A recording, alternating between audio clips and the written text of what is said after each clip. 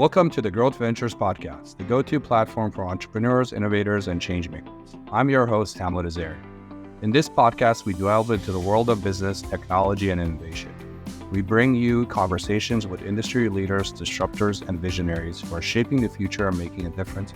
So whether you're an aspiring entrepreneur, a seasoned business owner, or simply a curious listener, join us on the journey of learning and growth. Welcome to the Growth Ventures Podcast. And now, let's delve into today's episode. Welcome to another exciting episode of the Growth Ventures Podcast, where we explore the intersections of business, technology, and innovation. I'm Hamlet Azarian, your guide through these fascinating realms. Today, we're privileged to host David Tonoyan, president of dot818 and a visionary in the digital advertising and performance marketing. David's journey from his studies at the University of Southern California to leading dot818 has been marked by innovation, commitment, and a forward-thinking approach to online marketing. In this episode, we'll uncover the secrets behind dot818's success, delve into this evolving world of performance marketing, and learn from David's unique perspective on leadership and company culture. So let's get started. David, thank you so much for joining us today. It's really a pleasure and honor to have you on. Thanks for having me. So for all the new listeners, what we'd like to do is we'd like to traverse through our founder's journey and really talk about his past, present, and kind of his future and how he thinks about it. So as we get started, let's kind of talk about the genesis and the growth of dot818. David, can you tell us a little bit about the early days of dot818 and what inspired you to lead this company and start the company? On a fast-paced marketing scene that we've had in 2011 when we started, and we still have it. We're in a period where everything is shifting to online as far as marketing, as far as companies, the way they think about things, which is, it's still true. There are a lot of processes that seem to be still in the process of going digital, and there's an important aspect that I realized back then, that a lot of smaller businesses is going to be tough for them to keep up in this ever-changing world where more and more things are done online. So either like non-traditional businesses who might not have a digital presence, is that right? Correct. So which is mostly smaller businesses where they don't have the money, the time, or sometimes, let it not sound bad, but vision to transform to a digital environment, which is also understandable for businesses that have been doing the same thing for a decade or two. It's really hard to change. Right. But in that, I also saw an opportunity. So these companies are going to need help.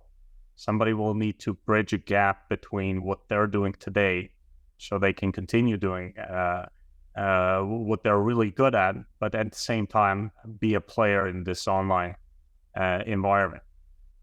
So at dot818, our mission, which was the opportunity that we seized at the time, is to empower struggling businesses to navigate the digital landscape. And are these businesses usually like family-owned businesses, small? Like how small are we talking? It can be mom and pop shops, but it can be larger businesses too that have been doing the same thing for 50 years.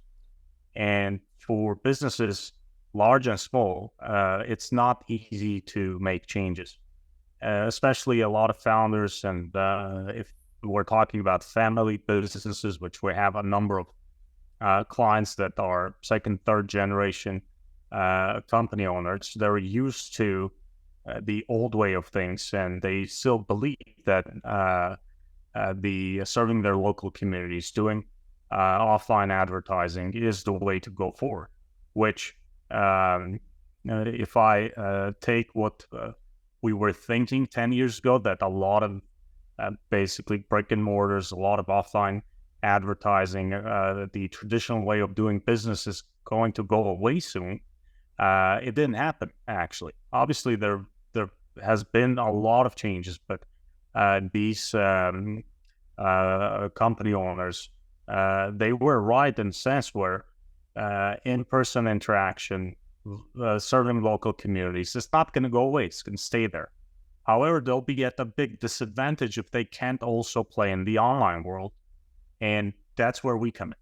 Our mission I love what I heard. So the local still matters, but online is also like an extra fuel that it can enhance potentially local. That I got. And for you not to be at the risk of going out of business, or you can continue doing what you're really good at, but also not miss out on opportunities that the online marketing industry presents to you. As simple as being able to take a customer that's looking for a product from an online journey into your storefront, whether it be a physical product or financial product. I love that. And so some of the ways you guys help is in that, right? So you're able to drive, let's say, online browsers to physical in-store locations. Is that a good summation of kind of what you guys are able to do? It is to have a more inclusive and thriving landscape within local communities, where both customers can find local products and business owners can attract customers who are looking for product online instead of no more yellow pages, but looking for something in the yellow pages. So connecting the dots here has been a great opportunity for us, and also something very, very exciting, because what you're doing is really impactful for a lot of smaller communities, amazing people who work hard and who run local businesses, and big and small. We have clients who are in 500 different geos, 500 different communities across different states, but they're still or have been, let's say, digitally challenged. And we feel great helping them. And it's also a good opportunity to develop as a business for us. That's phenomenal. I love it feels like it's not, the business as a whole has not obviously been incredibly successful, and you've grown it to where it's at, but in the same time, it sounds like it's made other businesses successful as well, which is phenomenal to hear. What do you attribute the success coming from? Like, when you look back, I know it's not easy to start a business, right? Let alone now you've been able to not just help dot818 grow, but also other businesses grow. If you had to give one advice, or if you reflect back on it, what do you think has been one of the most important things that has led to this growth? I think back to the same thing is when you see impact of what you're doing, from the initial idea to really seeing the impact, which it didn't come right away. I can account back to 2015, where I was in Kansas with one of our partners, where I've seen in person what the results of the infrastructure that we've put in place for them, where someone from the local community found them, was very, very thankful for the service that they've done for them, how they helped that customer. And without our technology, that would not be possible. So when you have identified an opportunity and you can see results, big or small, then you should take that excitement and multiply it. You should think big, where there are other things too. I've been asked in the past how my education came into play as far as business, which is not the easiest question to answer, because most you learn at the university you're not going to use in practice. You went to USC, right? You went to USC, University of Southern California, for those, not the University of South Carolina, for those of you listening in. And you studied finance there? You studied business finance? Okay. Yes. And I graduated at the perfect timing, 2009. Right when things for the financial industry, is, for those of you who don't remember, it took a nice turn for the worse, per se, let's say, right?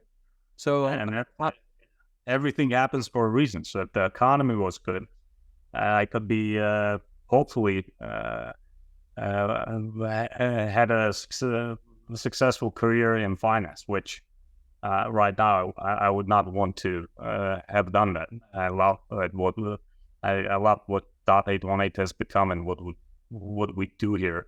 12 years on, there's still a lot to do. So back to your question again, identify something that you can put hard work in, and no matter how you turn, you always have to work hard. But when you see results, then think of how you're going to multiply those results. And that's maybe one of the things that came from my USC years is, and I went to Glendale Community College, then to USC, and I love Glendale Community College, an amazing place. But at the same time, being at USC, you can see the world from a higher elevation, and it sort of inspires you to think big, because you can be satisfied with small results, which is also great. But we're especially in the in digital products where you don't really have restrictions. You have to think big, and Right. You have to put yourself under a certain type of pressure of achieving those big results, which will drive you to do the impossible sometimes. I love that. So it's the university environment, particularly at USC, gave you not the confidence, but also gave you the ability to not limit your own potential. So you are now able to shoot for the stars, as they say, and land on the moon, and not really be scared of what you can potentially do. And that eventually led down the path for you not to be afraid to take the risk to start dot818. Am I summarizing it well? Yeah. Think big. That's phenomenal. I love that. So in building dot818, what were some of the key challenges and milestones that you faced, and how did you guys overcome them? Well, I think one of the biggest challenges, which technically we're still facing because we're trying to grow in new market, is how do you empower your team members to take on more responsibility, to make decisions, to positively impact the company, and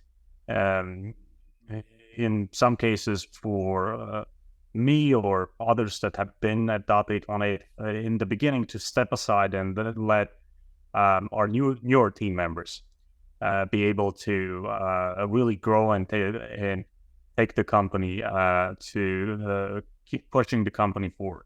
So empowering the team is probably one of the most important things you can and you should do.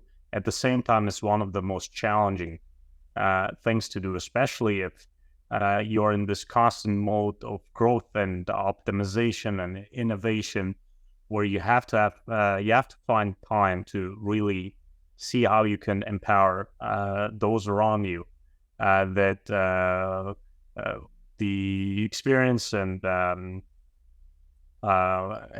know-how they're going to gain from that process is just going to continue to multiply and drive the company forward. So while it's a logical thing to do, it's also one of the challenges that in different periods of growth I've always faced on how do you empower people.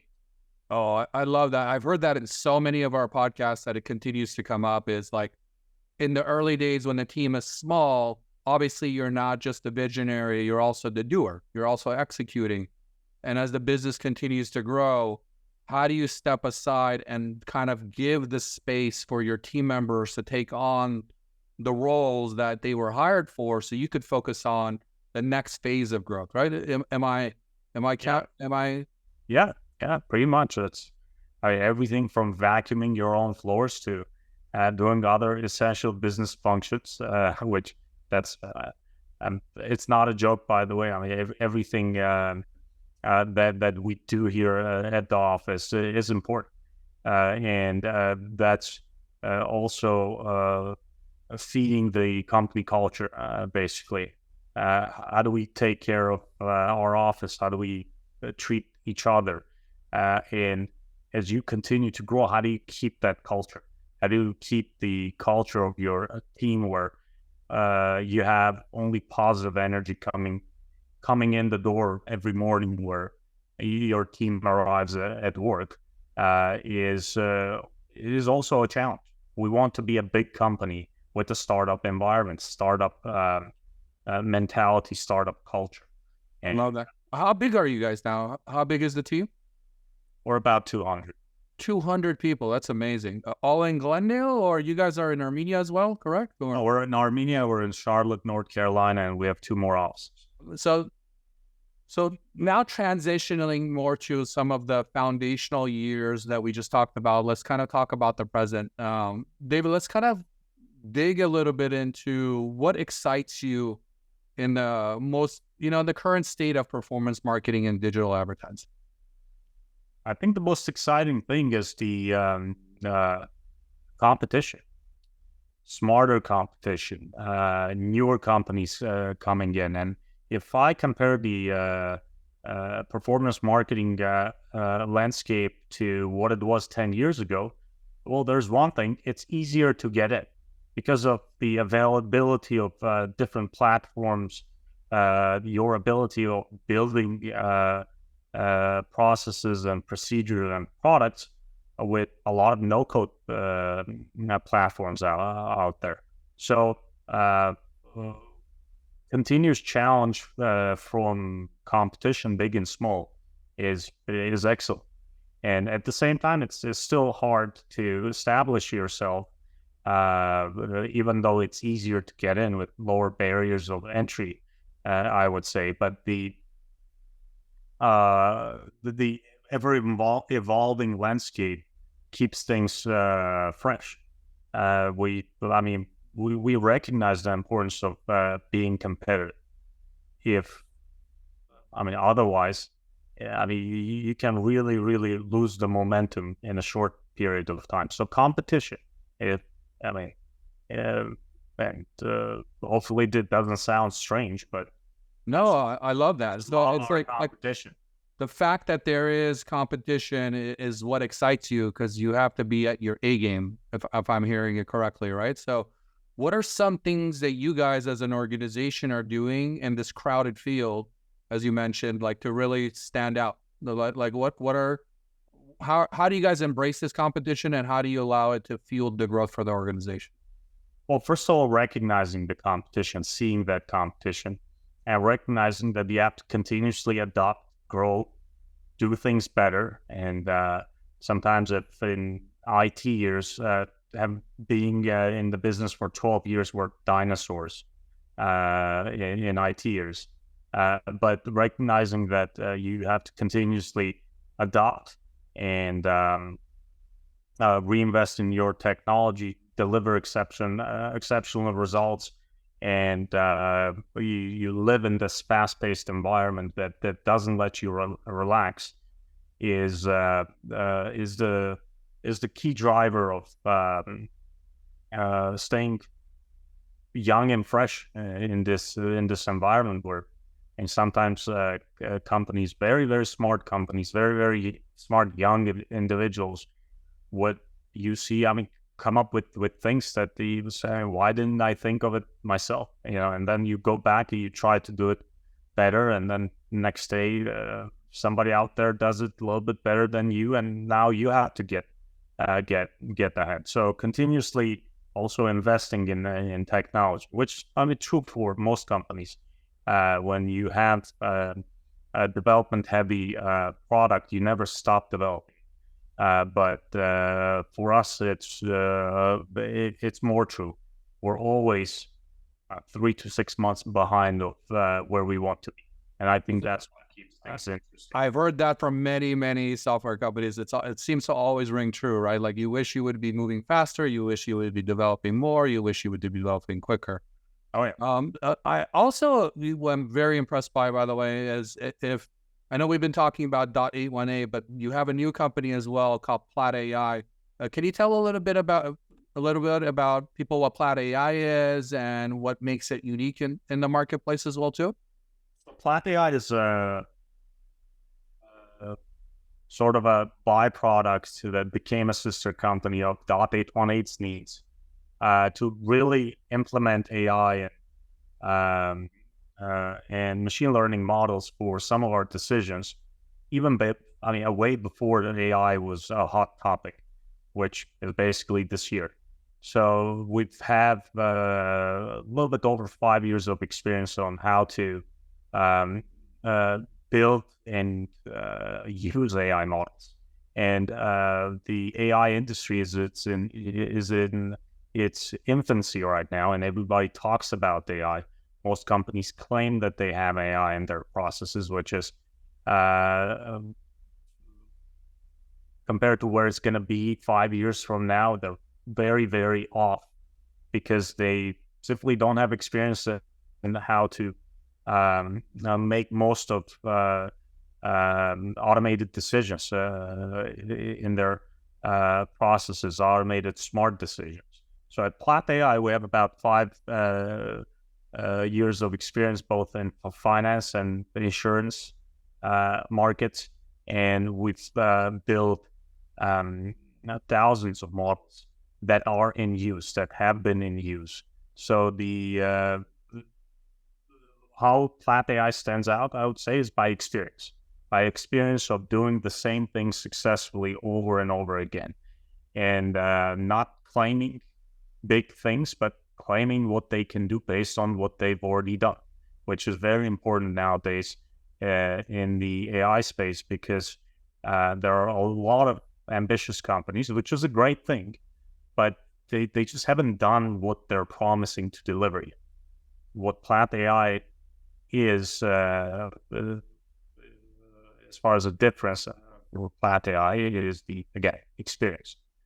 I love that. So it grew from the inner workings of what you guys were doing at dot818, similar to like the Amazon AWS story, and you spun it out, and now it's in separate entity, but you've been doing it for a while. It's like 5 years into it, and now you guys are not, it's not like you're new to the AI game. You've had this for 5+ years, and now you're providing it similar to how you did at dot818, providing small businesses an opportunity to grow. And now you're providing other businesses to take advantage of the models that you guys have built internally to be able to foster their fintech area or insurance tech. Did I summarize that? Except the part which I really want us to get there as soon as possible, which is going to be probably in 2 to 3 years. At Plat.ai, our focus is not the small business because of the investment requirements and the commitment that is necessarily to really build complicated models, to really have actual AI and not the claim of having AI in your processes. The larger companies are in that journey of transforming a lot of their day-to-day processes and decision-making into an AI-based infrastructure.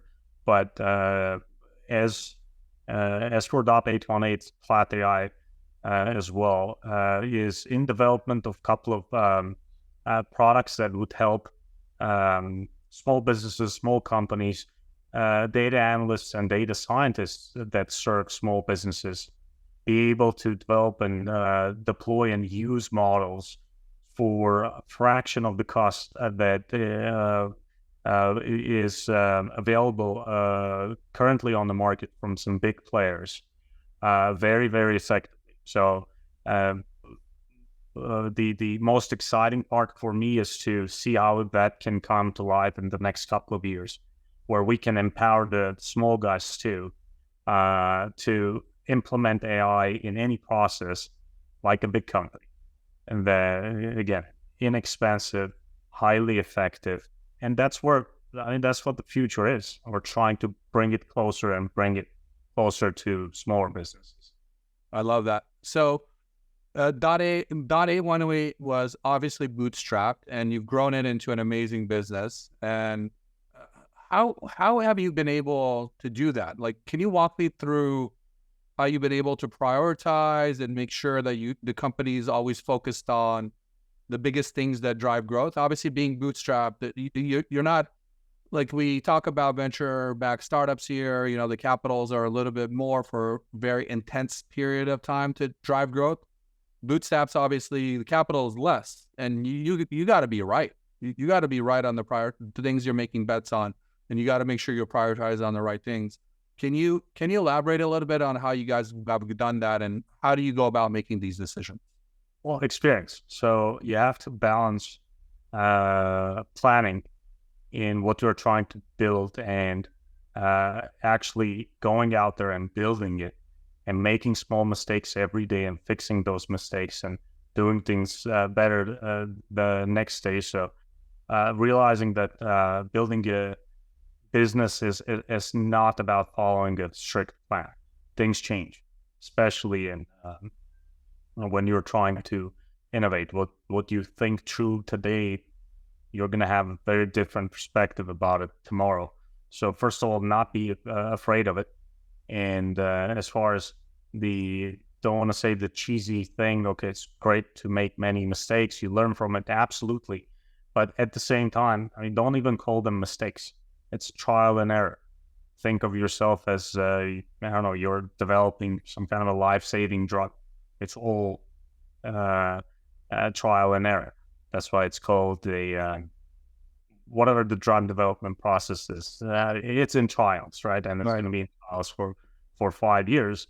So instead of trying to find guilty parties or feel bad about some of your processes in place, you have to think of quick solutions. At the same time, those quick solutions will also help shape the processes you have in place for you to do things better the next day again.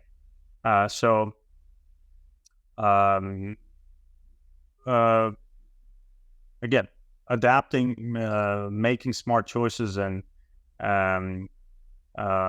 just taking sometimes logical approach. That issues are there. Issues are good in a sense where you can learn from them, and you have to learn from them, and quickly add it to your experience. And then at the end of the day, experience again is the most important thing, I think. I love that. So it's embracing sort of a growth mindset, being able, not from what you said earlier, even the education they think big, but more about put action, go and try things, and from the ones that are not successful, learn from those, and then kind of rinse and repeat. And how do you improve? How do you make it better? And kind of go to that iteration cycle. Yeah, and definitely, again, plan between or balance between planning and executing. Try to execute as much as you can. At the same time, plan. Of course, it's a great thing, but don't spend most of your time planning, because that's the slowest road you can choose, I think. I love that. So another, I guess, what's remarkable, and would you say that it applies in the same way, or is there something different? It's you've not only grown one incredible company, right, in dot818, now you are starting another one in essence with Plat. How are you able to do this? Like how are you able to lead the vision strategy of two separate companies per se? Like, do you have any advice or guidance on that? Same thing. Empower people, carry over culture to new teams, and really every day focus and stay on making sure that culture lives on, making sure that when you do a +1 to your team, it's really a +1 in terms of all aspects of that person's experience, personality. Just hire good people. So again, when you add a person to your team, it's a +1. It's not a +0.95, because that way, again, is that's another sure road to eroding away the culture that you have as you continue to grow. I love that. So let's transition a little bit more into sort of like the future, let's say. And can you share your thoughts? I know everyone works really, really hard, and everyone wants to get a lot of great things done, but it must be it must be hard, right? So you plan and then you start executing. It sounds like a lot of times, and this holds true for all businesses, not all of our plans and execution result into successes. But when they do, when they become successful, tell me a little bit why, and it's important to celebrate these successes. And how do you guys look at that, and how do you guys approach that? Well, it's very important because you have to give yourself credit. You have to give your team credit. You have to, I'll say more, you have to include your partners in that excitement too. So building relationships with partners, really caring for our business partners has been I think has been one of the keys to any success that we've had is following this mantra, or our company calling of being honest, consistent, and fair. And being honest, consistent, and fair within the teams and with our partners also includes sharing exciting moments with those partners. So one of the great things about coming to work every day is that you might have a partner drop by, where you can spend time talking business, but also spend time talking about your family's other values. And when it comes time to celebrate the success, you have to go all out. That's for that we even have a dot818 date where we party August 18th. I love that. 818. I love that. That's awesome. Can you tell me one particular, I know you just mentioned dot818, but can you tell me one example of a really hard milestone you guys achieved and how you guys ended up celebrating that? No, next time. It's no problem. Well, David, thank you so much for joining us today. It's been a real pleasure having you here. And if people want to connect with you, what's the best way, on LinkedIn or? Yeah, LinkedIn. LinkedIn, perfect. Well, that concludes our conversation with David Tonoyan, and it's been a deep dive into the heart of performance marketing and innovation spirit of dot818. David shared his background at USC and how it allowed him to think big. He shared with us his leadership styles and his ability to hire well and be able to build a great team that is additive and doesn't take away from the team culture that has led to this amazing success of dot818. So I hope you all enjoyed the conversation here today. Thank you David for joining us today and sharing your journey with our listeners. And thank you for your audience. Thank you for our audience for tuning into the Growth Ventures podcast. I'm Hamlet Azarian. Until next time, keep pushing the boundaries and exploring the vast horizons of technology and business. Thank you very much.